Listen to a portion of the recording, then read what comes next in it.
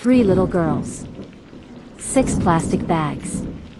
1 man vanished into the wilderness. What if I told you, the DNA confirms who did it, yet no body, no answer, and a man still hiding under the canopy of the Pacific Northwest? These are the secrets the headlines won't show you. On May 30, 2025, Travis Decker, 32, picked up his 3 daughters, Peyton, 9, Evelyn, 8, and Olivia, 5, for a routine, court-approved weekend visit. He told his ex-wife, Whitney, he'd return them by 8 p.m., but he didn't. She called police at 9:30. By then, investigators had no idea his truck was already parked at Rock Island Campground, with sinister evidence hinting at horror ahead. Nearly 3 days later, on June 2nd, the girls were found dead near Decker's abandoned pickup. Each had plastic bags over their heads, some with 2 or 3 layers, and zip ties binding them. This wasn't an accident. It was planned. Close by, in the back of the truck, police found bloody handprints. The bodies lay in tragic stillness under the forest canopy. Forensic breakthroughs would soon change everything. DNA matching Decker's profile was found on the plastic bags and cable ties suffocating the girls. His blood DNA was also on the truck's tailgate. No DNA from anyone else appeared on these key pieces of evidence. The crime lab confirmed Decker was the only suspect. Yet, the deeper question, where is he now, remains stubbornly unanswered. As the DNA evidence solidified his guilt, law enforcement mounted a nationwide manhunt.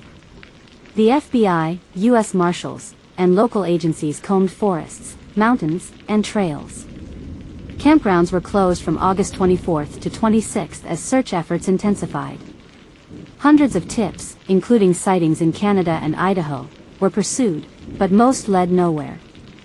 One especially chilling detail: Decker had searched online for how to relocate to Canada and jobs in Canada. Authorities saw that as a potential escape route. On one trail in Idaho, troopers even detained a hiker who looked like Decker. A DNA cheek swab confirmed it was not him. This wasn't just a crime story, it was a systemic failure. Decker was a U.S. Army veteran with PTSD and a borderline personality disorder diagnosis. Courts granted limited visitation rights despite concerns, visits without oversight, a risky custody structure that would end in tragedy.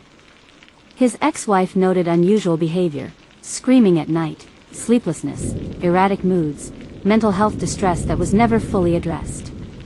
Even after reporting his odd behavior, no Amber Alert was issued, a decision parents are now fiercely criticizing.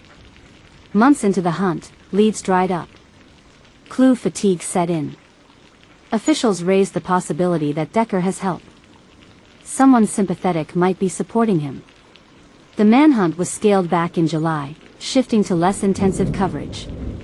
Even with overwhelming DNA evidence, he remains free, alive, or possibly dead. But the lack of closure torments the victim's family and the public. Perhaps the most haunting element of this case is the emotional betrayal. These were his daughters. Children who saw their father as protector, not predator. The forested setting, often portrayed as peaceful, now paints a disturbing backdrop of danger. Each layer we unravel reveals not just a crime, but the emotional weight of broken trust and systemic blind spots. DNA proves the suspect. The manhunt continues. But where is Travis Decker right now? Is he hiding alone in the wilderness, using skills learned in service to evade capture? Is he injured, on the run, or possibly seeking retribution? Or could he be long gone, forced to start a new life under a new name somewhere on the other side of the Canadian border? Until Travis Decker is captured, or leaves definitive proof of his fate, this case remains one of the most chilling mysteries in American true crime history. Sometimes, the DNA never lies, but the man does.